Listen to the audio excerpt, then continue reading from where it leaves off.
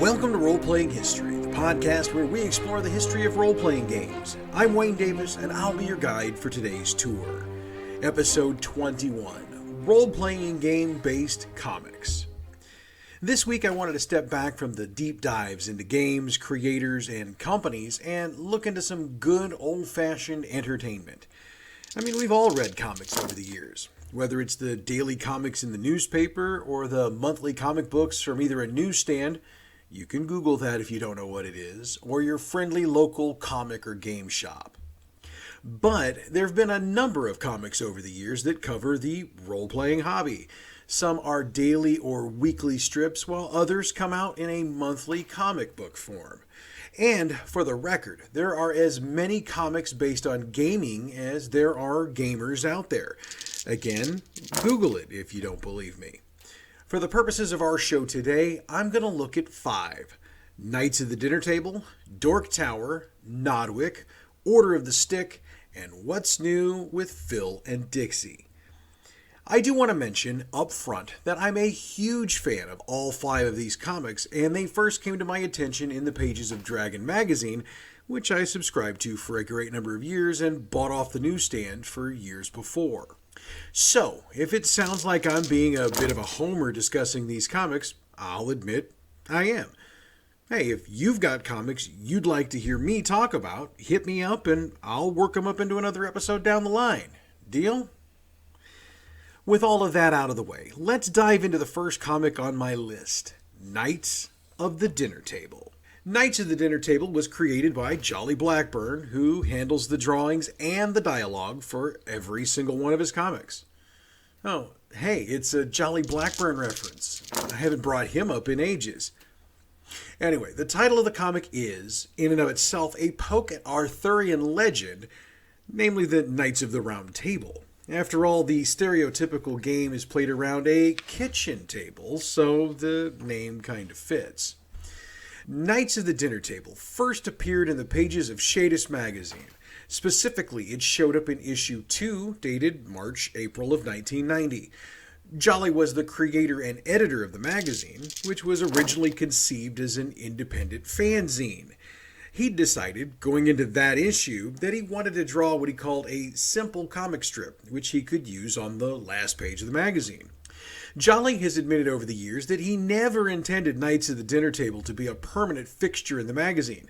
In fact, by Shadis issue number 6, Jolly tried to replace that strip with something that looked a little more professional. But the readers of Shadis got pissed at the loss of their knights, so Jolly returned the strip to the magazine shortly thereafter. Knights of the Dinner Table would continue to be published in Shadis magazine until December of 1995, when it made its final appearance in issue number 21. In addition, Jolly made the decision to release Knights of the Dinner Table as a comic book, utilizing his company, Alderock Entertainment Group, to publish 3 issues between 1994 and 1995. In December of 1995, Jolly made the decision to leave Alderock, and he was allowed to take Knights of the Dinner Table with him. He made the decision to form a new company called KODT Interactive Factory, which was what he was going to utilize to publish Knights of the Dinner Table as a monthly comic. During this same period, the folks at Dragon magazine reached out to Jolly to inquire about the availability of Knights of the Dinner Table for their magazine. According to published reports, Jolly had actually intended to continue allowing Shadis to use the strip, but was convinced to move that strip over to Dragon. Knights of the Dinner Table made its first appearance in Dragon magazine number 226, February 1996, and would continue to appear in the magazine monthly through issue number 269 in March of 2000. As Jolly was working on Knights of the Dinner Table number 4 in 1996, he made the decision that he didn't want to go down the publishing path alone. So with that in mind, he accepted an invitation from David Kenzer and the folks at Kenzer & Company to bring his comic, as well as the rest of his creative talents, to their company. Knights of the Dinner Table number 5, which dropped in February of 1997, was the first credited to the KODT development team, which is Jolly, Kenzer, Brian Jelke, and Steve Johansson. Knights of the Dinner Table is presented in black and white, with the covers of the monthly comics and trade paperbacks typically being in color. There have also been reports over the years that some of the scenes are reused over time, but whether or not that's true, I was unable to confirm. And frankly, I don't care, because in my opinion, it doesn't matter. After all, if it's true, what it would mean is that rather than draw the same 5 people sitting around the same table playing games from panel to panel over and over and over again, Jolly gets to spend more time working up the jokes and working up the stories. So, to me, who cares whether or not every panel's drawn fresh or not? So, what's Knights of the Dinner Table all about? Its main group of characters, the Knights of the title of the comics, are 5 gamers playing in a fictionalized version of Muncie, Indiana. B.A. Felton is the long-suffering game master for the group. I say long-suffering because no matter how excellent his game is, his players always find a way to blow up his plans. And by blow up, I mean take his well-planned game and foobar it. And if you don't know what foobar means, again, kids, Google it. Bob Herzog is presented as a hack-and-slash style of gamer. There have been some who've described Bob as an old-school gamer, and while some of his opinions are definitely old-school, I feel that a lot of his attitudes are straight-up hack-and-slash. By that, it means literally hack-and-slash at everything and then loot the dead body. Bob is also used to play into some of the stereotypes of a gamer. He lived at home into his late 20s, early 30s. He's awkward with women, though he does get a girlfriend in later issues. Oh, and he blows all of his cash on gaming gear. Dave Boswell is definitely a hack-and-slash gamer, and he partners with Bob on most of his in-game killing sprees. Later on, Dave changes classes to magic user, which leads him partnering with Brian, and you'll see where this is a really bad idea for BA here in just a minute. He's also presented as the type of guy that the ladies really seem to be into, even though he's not necessarily into them. Sarah Felton is BA's cousin and the only female member of the Knights. Sarah is presented as the example of what many of us would consider to be the textbook excellent gamer. She loves to roleplay, she tries to roleplay, she tries to talk the other 3 members of the group out of their various ploys and plots, and then tries to do what she can to keep the group and therefore the game on track. Sarah is also used to either poke fun at or flat out destroy the stereotypes about women in gaming.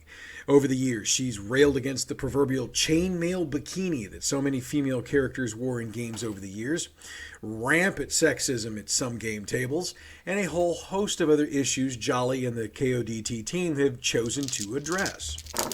Brian Van Hoos is both a rules lawyer and a power gamer. In other words, he tends to know and argue every rule in the book, and he will attempt to beat poor BA over the head with them whenever he can. He's also into crafting his characters to get the maximum output for the minimal input each and every time.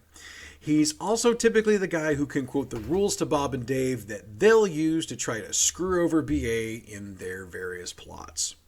So, those are the Knights. Now, while they're the main group of the comic, they're not the only one. The Black Hands and Patty's Perps also get some comic time, as well as individual characters from all 3 groups interacting, especially considering that Weird Pete, who's a member of the Black Hands, is the owner of the local game shop.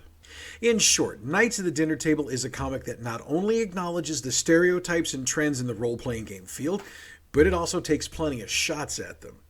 In my opinion, if you've never read it, you need to head over to the Kenzer & Company website, kenzerco.com, and check out some backstrips. You can also order comics and trades from the site. Knights of the Dinner Table has been recognized a lot over the years. It won the Origins Award for Best Professional Game Magazine in both 1998 and 1999. It also picked up an Origins Award for Best Game Accessory of 2009. Oh, and yeah, there is an actual game book for Hackmaster, which is the D&D analog the players play in the comic. But we're going to cover that in another episode, so if you want to know more about it now, you just might want to keep that Google bar open. Alright, next up, let's jump over to Nodwick. Created by Aaron Williams, Nodwick takes a lot of shots at the conventions of fantasy role-playing games, specifically D&D. Nodwick made its first appearance in Dragon Magazine with issue number 246 in April of 1998. Initially, Nodwick was a short strip appearing in various places in the magazine just to give you some chuckles after you checked out some of that more game-intensive content in the magazine. Along the way, Nodwick became so popular, a second strip started appearing monthly in Dungeon Magazine. That strip was specifically created to poke fun at one of the adventures that were published in that month's issue. In Dragon number 270, which dropped in April of 2000, Nodwick was tapped to replace Knights of the Dinner Table, and it saw an expansion to a 2-page spread. The strips continued to poke fun at fantasy role-playing games, but it became more and more obvious that D&D was the game they were poking fun at. After a while, Nodwick went back to a single-page comic, then eventually was dropped from Dragon, though the dungeon strips continued. The major change at that time was that the dungeon strips no longer were specific to the adventures in that issue. Nodwick continued to appear in Dungeon until the magazine shut down in late 2007.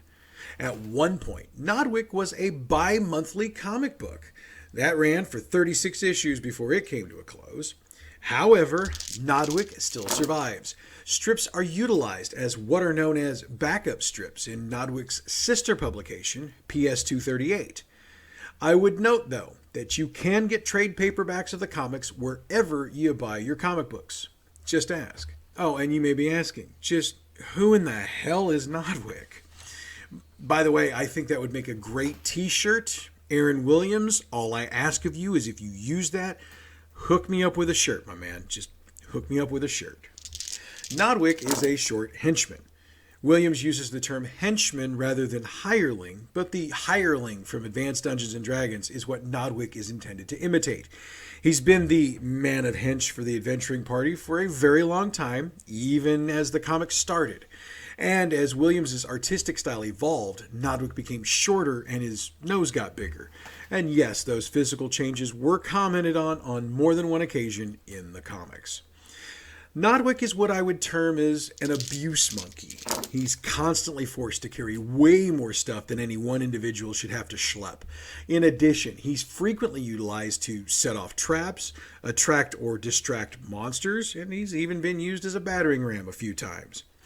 Needless to say, Nodwick tends to either get really injured or die frequently throughout the strips, but Piffany always seems to come up with a way to bring him back.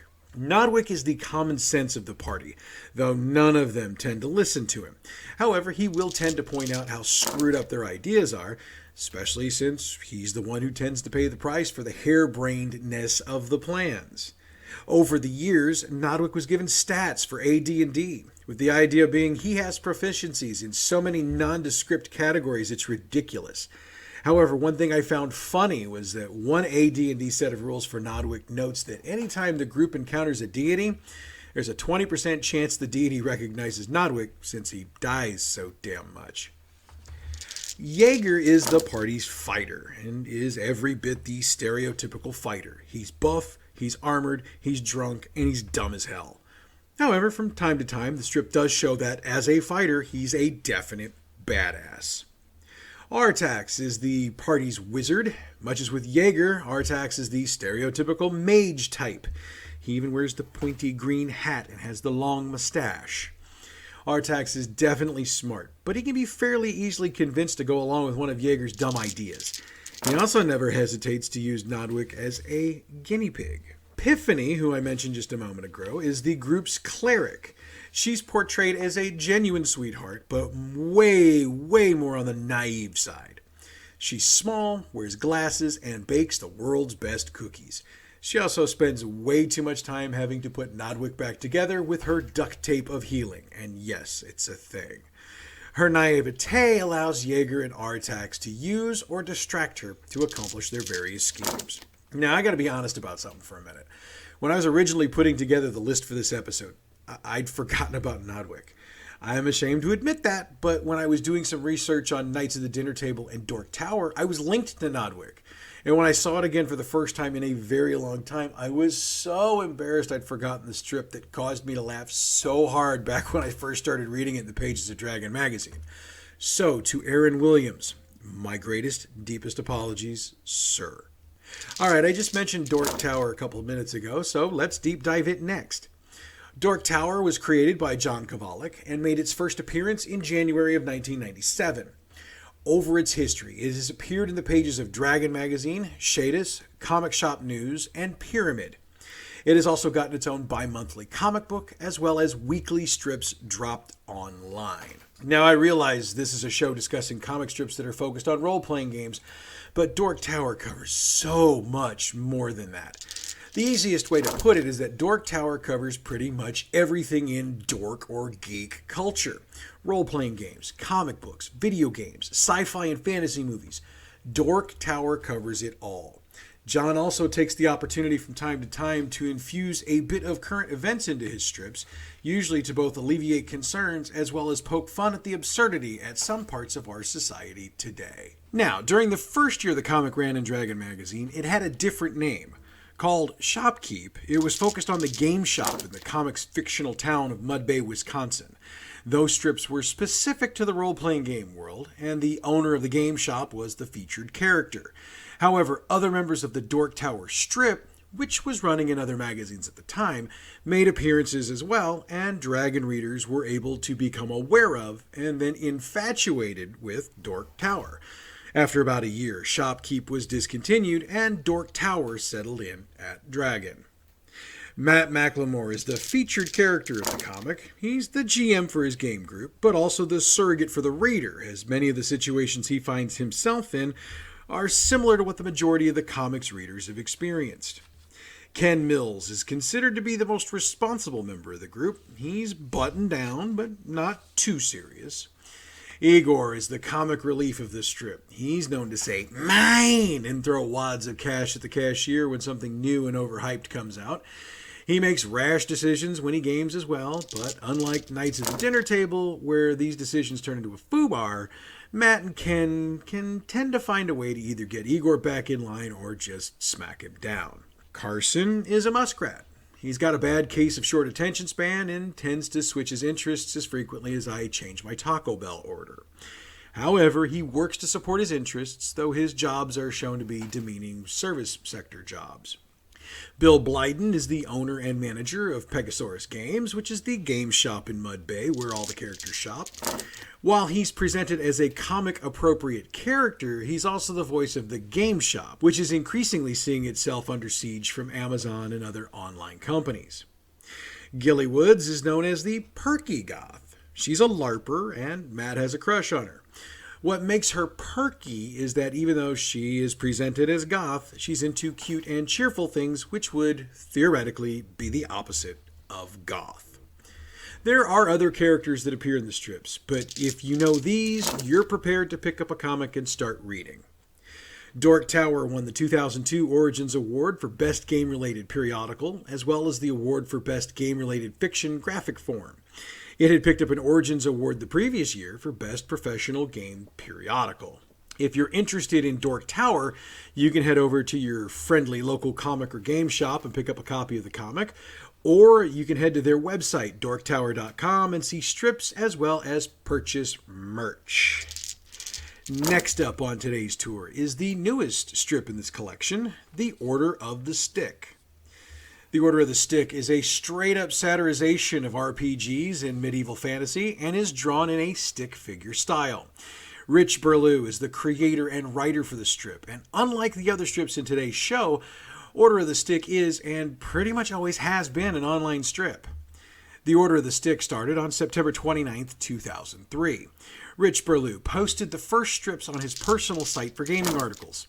In several interviews he's done over the years, Rich admitted that, at first, he didn't intend for the strip to have any sort of plot or storyline. He'd intended the comics to just poke fun at the gaming world. However, it didn't take long for Rich to change his mind, and he began laying down the foundation for a storyline by strip number 13. Order of the Stick was intended initially to be entertainment for the readers of the serious articles on his website. However, the strip became so popular, Rich dropped the article writing and focused on the comic. In the beginning, Order of the Stick was a twice-weekly comic, with new strips dropping on Mondays and Thursdays. Once the pre-sales for the first compilation book were announced, Rich decided to not only make writing the comic his full-time gig, but he also added another new strip each week, bringing that total to 3. On September 30th, 2005, Rich announced that Order of the Stick would start appearing in Dragon magazine. It debuted in the December 2005 issue, appearing on the last page. The following month, it got a 4-panel strip in the interior of the magazine, but was back to a full page on the last page in February of 2006. Order of the Stick would stay in that spot until Dragon ceased publication in September of 2007. Now, there was a major difference between the Dragon version of Order of the Stick and the online version. The difference was that while the main characters were the same, the supporting characters and villains were different. Also different, the adventure for the Dragon strips were in an unspecified location. In other words, the Dragon strips and the online strips had different canon. Rich Burlew has said in the past that the continuity of the strips were supposed to be different so that the events of one wouldn't impact the other. Since 2007, the schedule for Order of the Stick has been irregular. This is because Rich Burlew has had a variety of ongoing health concerns.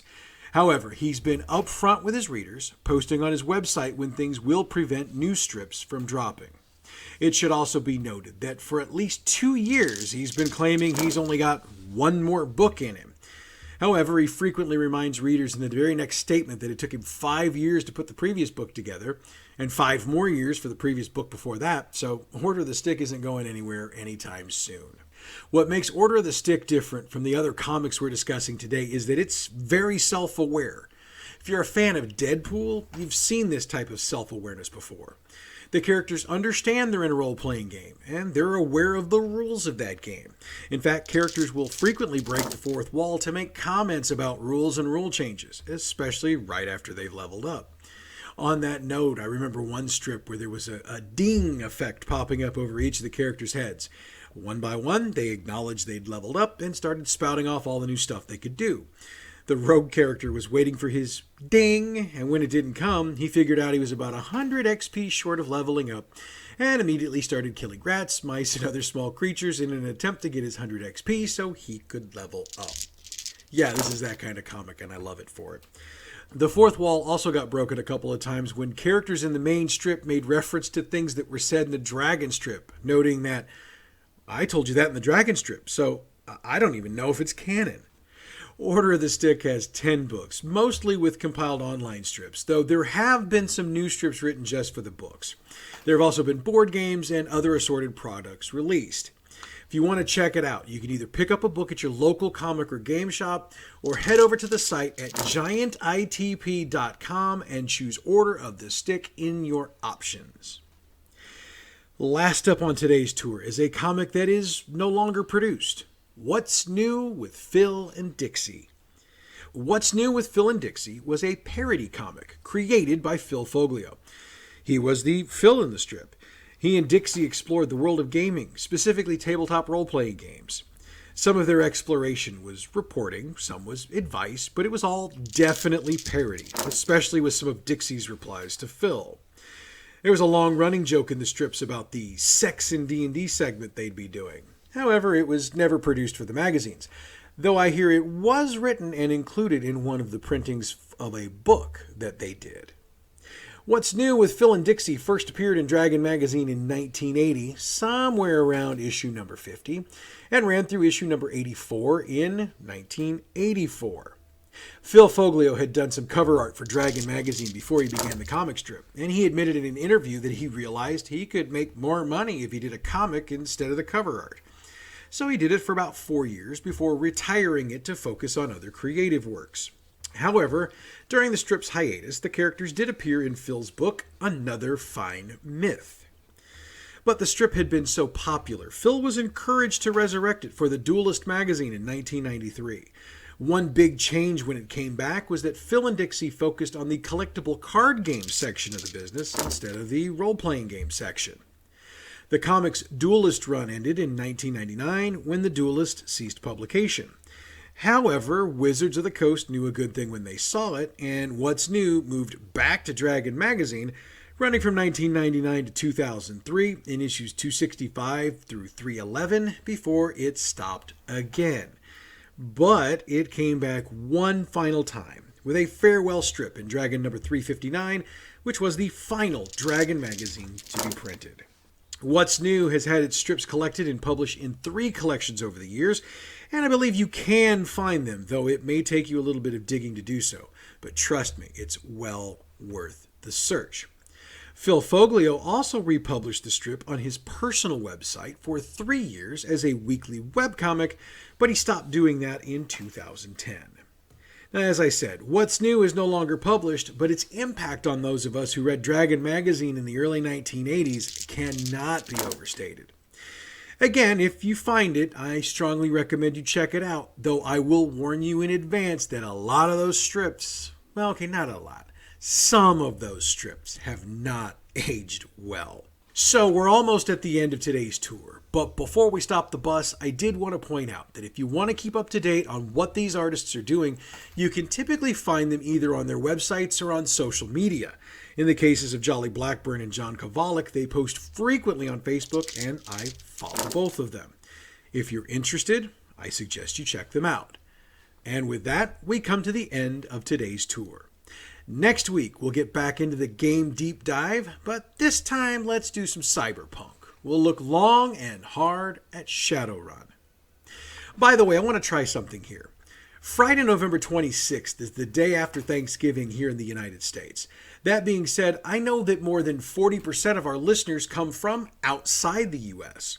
So with that in mind, and wanting to just see how popular we really are, I want to send a challenge out to you.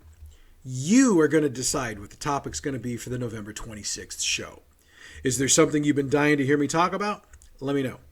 Do you want me to expand further on something I already talked about? Let me know. Hell, you want to do an Ask Me Anything? Let me know.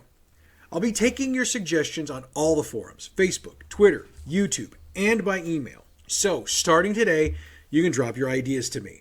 I'll be updating where we are at the end of each episode so that you can either vote for something we've already got or you can mention something new.